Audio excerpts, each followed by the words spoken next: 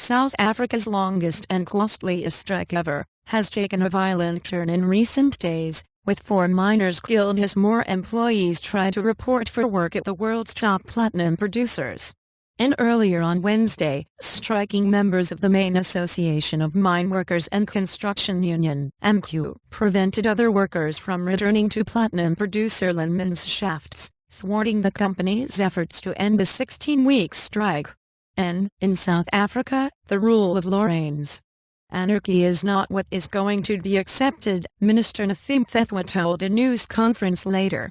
And Anglo-American Platinum and Impala Platinum have also been hit by the strike, which has brought to a halt 40% of global production of the precious metal used for catalytic converters in automobiles.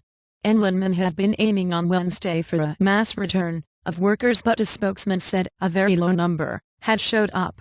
The producers have said many of the strikers have signaled a willingness to accept the latest pay. And Impala's mines around the platinum-built town of Rustenburg remain shut while it tallies the results of votes on its pay offer and assesses the security situation. And AMCU's arch-rival, the National Union of Mineworkers, NUM, said its members were unable to return to work because of AMCU intimidation.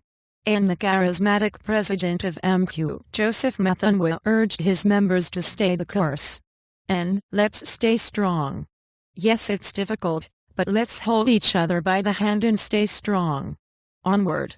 Mthethwa told thousands of strikers at a rally near Lonmin's Marikana mine.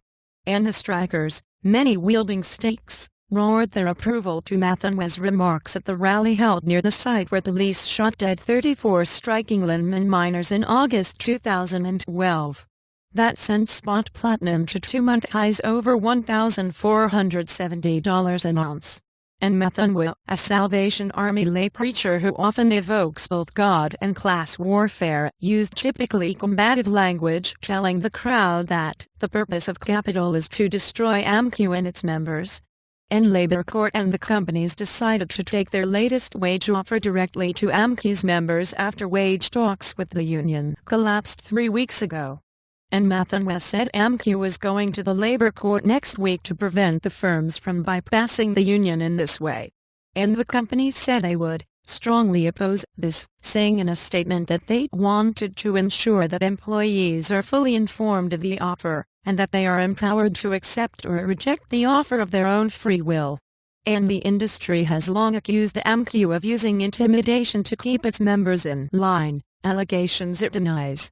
And the companies are offering increases of up to 10% that they say would raise the overall minimum pay package to R12,500, $1,200, a month by July 2017, including cash allowances such as for housing. And they say they can go no higher given rising costs and depressed prices. And Lonmin's chief executive Ben Magra said on Monday restructuring and job cuts were inevitable as it posted a steep fall in 6-month earnings. And platinum's price, despite Wednesday's moves, has largely taken a muted response to the stoppage as traders had bet there are sufficient above-ground stocks to meet demand, which remains far from robust. And AMCU had initially demanded an immediate increase to R12,500 in the basic wage, excluding allowances, but softened it in March to staggered increases that would amount to R12,500 within 3 or 4 years, still a third more than what the companies are offering in basic salaries. And the strike highlights the discontent among black miners who feel they are still not reaping the benefits of the country's mineral wealth 2 decades after apartheid ended.